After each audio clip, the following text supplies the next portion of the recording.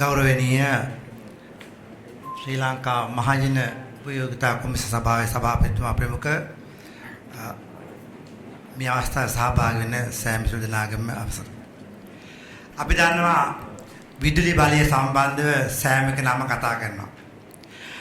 නමුත් ලෝකේ උදාහරණයකට මම ලෝක රටවල් 78කට ගිය කෙනෙක්. සමහර රටවල් මේ විදුලි බලය සහ විදුලිය සම්බන්ධව යම් ප්‍රශ්න අඩු ආදාන රටවලට වෙලා තියෙනවා.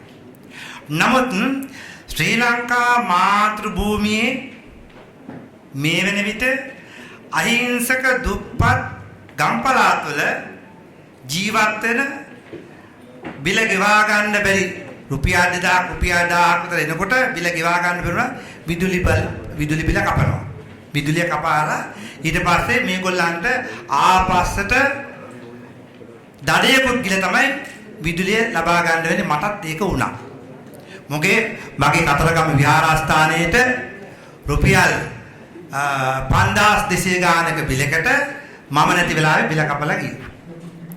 නමුත් මම දඩයකුත් ගෙවලා ආපස්සට විදුලිය ලබා ගත්තා. මේක සාධාරණද? අපි දැක්කා මේ කොමිෂන් සභා පත්වන කිසිම කොමිසමකින් රටේ ජීවත් වෙන දුප්පත් ජනතාවට සහනයක් දීලා තියෙනවද? රජයේ නායකයෝ පත් වෙනවා, නායකයාට ඕන විදිහට වැඩ වෙන්නේ නැහැ. ඇමතිවරු පත් කරනවා, ඇමතිවරයාට ඕන විදිහට වැඩ කටයුතු කරනවා. රාජ්‍ය නිලධාරීන්ට මෙමෙතියා ප්‍රධානට පස්සේ පහළ කරනවා. දැන් මේ සෑම කෙනා මම දැක්කා රාජ්‍ය නිලධාරීන්ට ගහනවරයක් නැහැ. හතරානේ රාජ්‍ය නිලධාරියා කරන්නේ තමන්ගේ හාම් පුතා කියන දේනේ. ඉස්සෙල්ලාම ගහන්න ඕන තමුන්නාන්සලා බලයටපත් කරපු ඇමතියාටයි මන්ත්‍රීවරයාටයි. ඌ තමයි ඔක්කොම කරන්නේ. බලයටපත් කරන සෑම කෙනාම අනේ අර අහිංසක වසර 60ක් රාජකාරී කරන්න ඕන පුද්ගලයා, වසර 5කට බලය දෙන පුද්ගලයා අර වසර 60 ඉන්න කෙනා කාලා විනාශ කළා රක්ෂිත බන්ධනාගාර ගත කරන තැනට යවනවා. අපි දැක්කා ජනාධිපතිවරයා සාකච්ඡාවේ ඉන්කම් ටැක්ස් සම්බන්ධව කරන්න වෙන අතලයන්ද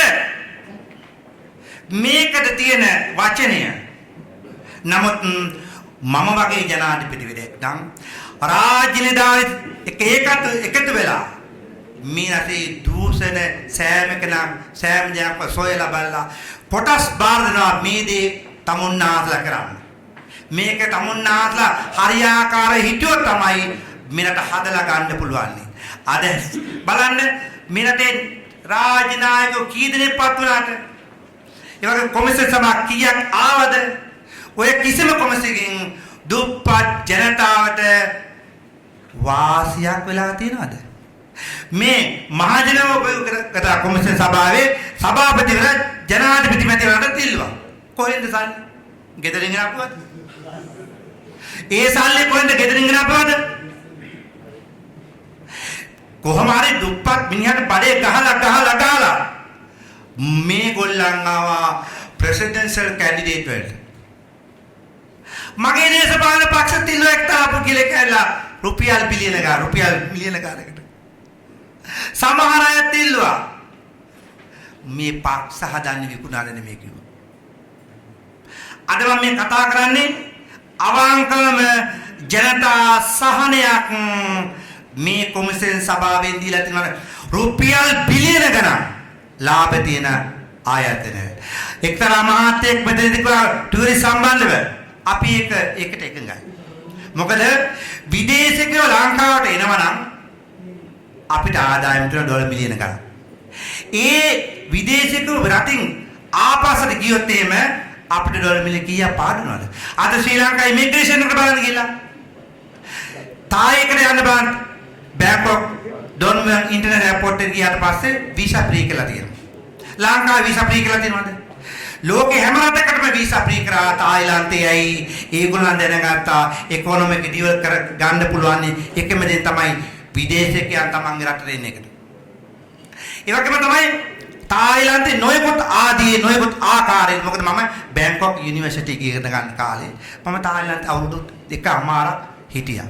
ඒ ඉන්න කාලෙදී මම තායිලන්තේ ගැන හොඳ ආකාරම අධ්‍යයනය කළා තියෙනවා කොහොමද ඊළඟ සිංගප්පූරු